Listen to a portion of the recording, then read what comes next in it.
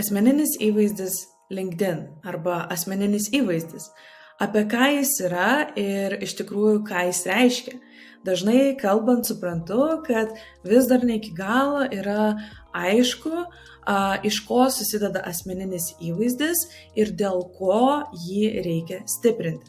Tai šis skyrius yra būtent apie tai.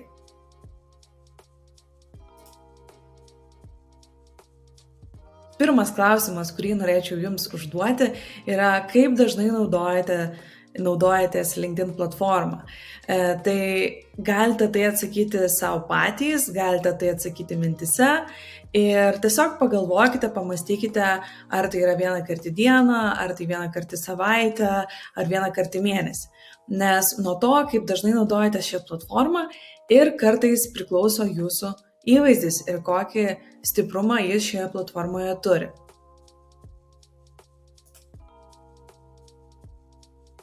Norėčiau pradėti nuo paprasto asmeninio įvaizdžio žaidimo.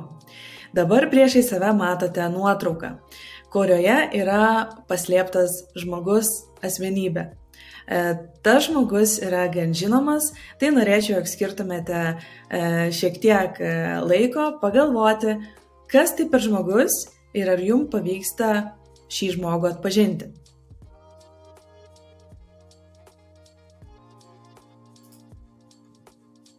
Pereikime prie kito lygio, tai yra antras lygis šio žaidimo ir vėlgi norėčiau, kad pamąstytumėt, ar žinote, kas slepiasi po šią nuotrauką. Ar iš šios neryškios nuotraukos ir žmogaus veido kontūrų suprantate ir atspėjate, kas tai yra per žmogus. Na ir trečias žmogus, kurį norėjau Jums parodyti, tai trečias lygis, turėtų būti lyg ir pats sunkiausias, bet vėlgi pamastykite, ar žinote, kas yra šie žmonės ir kokie personos slepiasi už šių nuotraukų. Tai mums ir parodo, kad ar mes žinome šios žmonės netgi per paslėptą nuotrauką, ar vis dėlto nelabai žinome, kas jie tokie. Na ir vėlgi, žaidimas buvo kai kuriems galbūt paprastas, kai kuriems galbūt sunkesnis, bet noriu, kad matytumėt, kas yra šie žmonės, pasitikrinkite, ar juos atspėjote, ar atspėjote jų vardus ir pavardes, ar juos žinojate. Tai pirmasis yra Steve Jobs, tada antras yra Simon Sinek ir paskutinis asmuo tai yra Angela Merkel.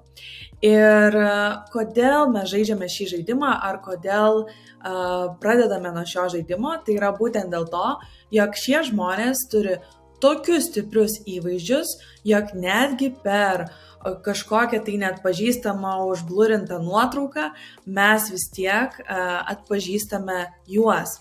Tai reiškia, kad jie turi kažkokį specifinį būdą kaip Steve Jobs, taip kažkokią tai pozą, kurią mes atpažįstame. Kiti galbūt turi tam tikrą šukuoseną ar veido formą, kurią mes vėlgi gebame atpažinti, nes tiesiog matėme tą žmogų tiek daug kartų. Tai ir yra stipraus įvaizdžio bazinis pamatas, kuomet mes gebame atpažinti žmogų per tam tikrą asmeninio įvaizdžio aspektą, tai yra dažniausiai to žmogaus nuotrauka, kaip tas žmogus atrodo, taip jo išvaizda. Bet vėlgi, šiais laikais asmeninis įvaizdis nebūtinai turi būti kuriamas tik per nuotraukas, tik per išvaizdą, jis gali būti kuriamas netgi ir per rašymą, per tekstų kūrimą ir žmonės gali atpažinti jūsų braižą. Taip, tai ačiū, kad žaidėte, ačiū, kad žiūrėjote šį žaidimą ir tikiuosi jis jums patiko, na, o dabar judėkime ties praktinių ir teorinių žinių. Dar vienas klausimas, kurį norėčiau Jums užduoti, tai ar Jūs turite asmeninį įvaizdį? Pagalvokite, skirkite tam šiek tiek laiko ir pamastykite, ar Jūs jį turite, ar Jūs manote, kad Jūs jo neturite, ar Jūs pradėjote jį kurti, kaip Jums atrodo šiuo metu ir galbūt einant per šį kursą Jūsų nuomonė gali ir pasikeisti. Tai pamastykite. Iš tikrųjų, tai asmeninį įvaizdį turime mes visi. Ir asmeninis įvaizdis tai yra lyg mūsų reputacija. Taip, asmeninis įvaizdis kyla į dvi dalis. Iš tikrųjų, viena dalis yra fizinis asmeninis įvaizdis, tai kaip mes atrodome, taip, kaip mes esame apsirengę, ar mes paspaudžiame ranką kitam žmogui, kaip mes tai darome, kaip mes kalbame ir komunikuojame vieni su kitais, kai esame realiam pasaulyje arba galbūt ir per video kamerą. Na, o kita asmeninio įvaizdžio dalis tai yra virtualus asmeninis įvaizdis. Ir virtualus asmeninis įvaizdis iš tikrųjų įgijo labai didelę reikšmę, kuomet COVID-as pasiekė mūsų pasaulį, mūsų planetą ir staiga mes negalėjome susitikti per pandemiją būtent vieni su kitais. Kas įvyko, daugelis profesionalų pagaliau suprato, kad ne tik yra svarbu, kaip tu atrodai gyvai, bet kaip tu atrodai virtualioje erdvėje, socialiniuose tinkluose ir šiuo atveju LinkedIn platformoje. Ir būtent dėl to žmonės pradėjo tikrai daug labiau gilintis į tai, nes labai daug žmonių vis tiek mūsų sutinka virtualiai. Netgi jeigu jie eina su mumis ir į gyvą susitikimą. Na, o stiprus asmeninis įvaizdis yra svarbus dėl kelių priežasčių. Visų pirma, tai jūs esate profesionalai. Jūs norite, kad kiti žmonės matytų jūs kaip profesionalus, taip? Tai jūsų profesionalo įvaizdžių ir kompetencijų parodymas gali atsiskleisti per jūsų LinkedIn profilį. Antras dalykas, dėl ko tai yra svarbu, tai yra greitesnis tikslų pasiekimas. Jeigu jūs turite organizacinių tikslų, jeigu jūs turite asmeninių tikslų, tai juos galite pasiekti daug greičiau, būtent naudodami LinkedIn platformą ir kurdami stiprų įvaizdį šioje platformoje. Tai vėlgi tai gali būti, sakykime, jeigu jūs turite organizacinių pardaviminių tikslų ar rinkodaros tikslų, jūs galite naudoti savo asmeninį įvaizdį tiem tikslam greičiau pasiekti. Jeigu jūs turite asmeninių tikslų, pavyzdžiui, gauti daugiau pakvietimų į konferencijas, gauti daugiau pakvietimų suteikti komentarą žurnalistams ir taip toliau, tai gali būti to pradžia. Ir galų gale darbdavio ir ar jūsų įmonės atstovavimas ir žinomumo didinimas. Taip, tai kiekvienas iš mūsų esame savo įstaigų, savo įmonių ir organizacijų atstovai ir atstovaujame tas įmonės, kuriuose dirbame. Tai visą laiką, kai kiti žmonės tikrina kažkokią tai organizaciją ar įmonę, jie pasižiūri, kas yra tos įmonės atstovai, kokias pareigas jie užima, ką jie veikia ir mes esame tiesioginiai ambasadoriai organizacijos, kurioje dirbame. Ir taip pat, jeigu jūs esate, sakykime, pats savo vadovas ar vadovė ir turite savo įmonę, tai vėlgi jūs galite su savo paskyra didinti jos įmonės būtent žinomumą. Ir kaip ir jau minėjau, asmeninis įvaizdis yra jūsų reputacija. Visa tai, ką aš galiu rasti apie jūs LinkedIn platformoje, Facebook'e, Twitter'e, Google paieškoje, iš tikrųjų bet kur, taip, tai ir yra jūsų asmeninio įvaizdžio dalis. Ir aš galbūt galiu jūsų visiškai nepažinoti ir nematyti, kaip jūs atrodote fiziškai, realiam gyvenime, bet aš galiu susidaryti gan puikią nuomonę iš tos informacijos, kurią man pavyksta rasti internete. Net 85% žmonių mus sutinka virtualiai ir aš drįsčiau teikti, kad netgi ir daugiau negu 85% žmonių mus sutinka virtualiai. Tai reiškia, jog kiekvienas jūsų susitikimas, kiekvieną kartą, kai einate kavos, kiekvieną kartą, kai susitinkate su potencialiu klientu, tas žmogus vis tiek tikrina jūsų LinkedIn paskyrą, domisi, daro tyrimą tam tikrą, galime pavadinti taip, research apie jūs, apie tai, ką veikiate ir būtent dėl to stiprus asmeninis įvaizdis arba netgi ne tai, kad stiprus, bet teisingas asmeninis įvaizdis yra labai labai svarbu. Dar 2 faktai, kuriuos norėčiau paminėti apie asmeninį įvaizdį, tai yra, jog vėlgi kiekvienas iš jūsų esate lyg jūsų įmonės ambasadorius ir jūsų profilis tai yra lyg jūsų darbdavio įmonės standas. Taip, tai yra vieta, kur žmonės vertina ne tik jūs, bet ir įmonė, kurioje dirbate. Ir vėlgi stiprus profilis pritraukia 2 kartus daugiau profilio peržiūrų. Tai reiškia, kai jūs miegate, Kai jūs darote kažką kitą, dirbate, jūsų profilis jau dirba už jūs. Tai praėjus šį kursą, praėjus ir susioptimizavus savo paskyrą, ji iš karto turės 2, jeigu ne daugiau kartų profilių peržiūrų. Ir tai jums jau pradės veikti iškart po kurso ir pradės nešti tam tikrą naudą. LinkedIn atliko tyrimą ir klausė būtent sprendimų priėmėjų, ką reiškia stiprus įvaizdis, stiprus asmeninis įvaizdis, kuomet jie bando priimti vieną ar kitą sprendimą. Tai būtent 89% sprendimų priėmėjų paminėjo, jog jeigu jūs turite stiprų įvaizdį ir kuriate turinį LinkedIn, jūs kuriate pasitikėjimą savo organizaciją ir savimi. Tai yra gan didelis procentas, bet tai yra labai dėl paprastos priežasties, jog jeigu aš matau, kas yra žmogus už tos įmonės, kokie yra kiti žmonės, jog tas žmogus aktyviai komunikuoja LinkedIn platformoje, aš juo daug labiau pasitikiu negu tuo žmogum, kuris yra visiškai neegzistuojantis socialinėje erdvėje, kur neturi stipraus profilio ir yra labai užsislapstinęs. Tai labai paprasta priežastis. Na ir kita statistika, tai jog 49% sprendimų priėmėjų paminėjo, jog stiprus asmeninis įvaizdis ir turinio kūrimas daro įtaką, kuomet mes kalbame apie pardavimus. Ir tai yra verslas daugiausia pardavimus, bet vis tiek.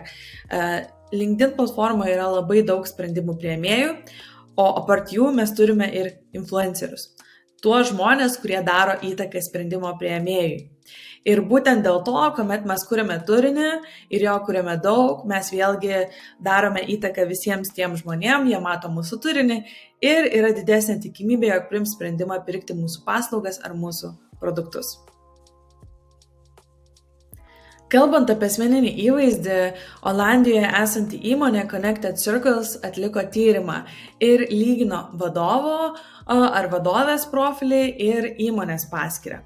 Tai kaip matote šioje skaidrėje, įmonė Santander, bankas iš Jungtinės karalystės, būtent tuo metu, kai buvo atliekamas tyrimas, turėjo virš 1 milijono sekėjų.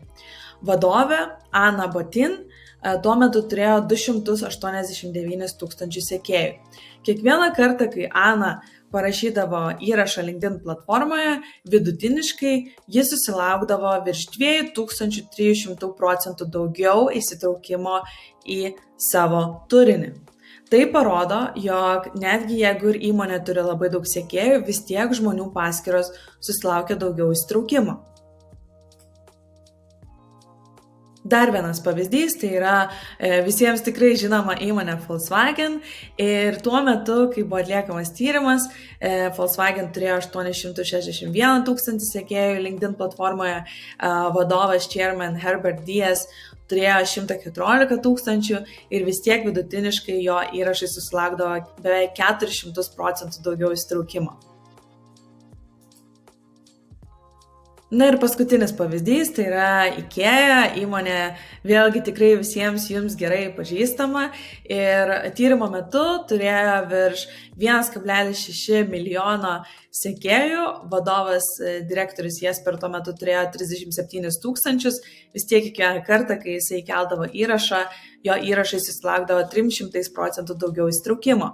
Tai reiškia daugiau komentarų, daugiau laikų, daugiau peržiūrų ir būtent tai ir parodo, jog nesvarbu kokia pažįstama įmonė yra, nesvarbu koks žinomas brandas, tai yra žmogaus paskyra, žmogaus įvaizdis, ypač įmonėje esančių vadovų yra labai svarbus kanalas, taip pat skleisti žinias ir rodyti, kaip viskas vyksta įmonėje, kaip jai sekasi ir taip toliau.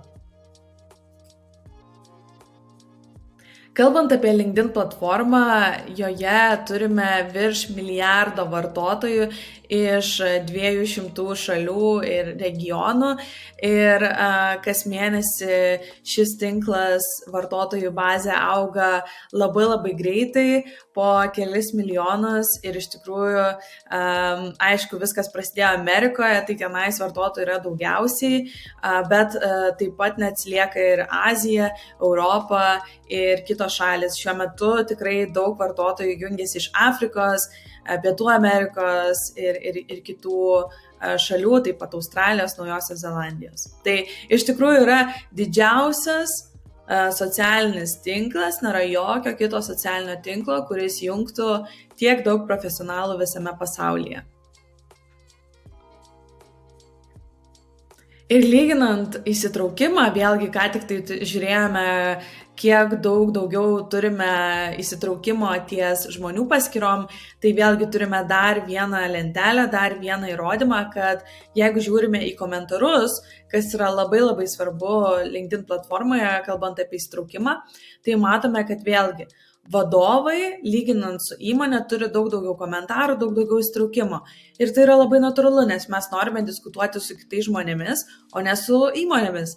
Dėl to tikėtina, kad jeigu jūs pradėsite kurti įvaizdį, tikrai turėsite komentarų ir jų galbūt turėsite daugiau negu, tarkim, jūsų įmonė ar įmonė, kurioje dirbate. Taipogi neseniai atlikau apklausą savo LinkedIn paskyroje ir klausiau žmonių, iš tikrųjų, ką jie mano apie savo LinkedIn paskyrą ir ar jų LinkedIn paskyra yra tik tai apie juos ir ne apie jų darbdavį, apie juos ir jų darbdavį ir tik tai apie darbdavį.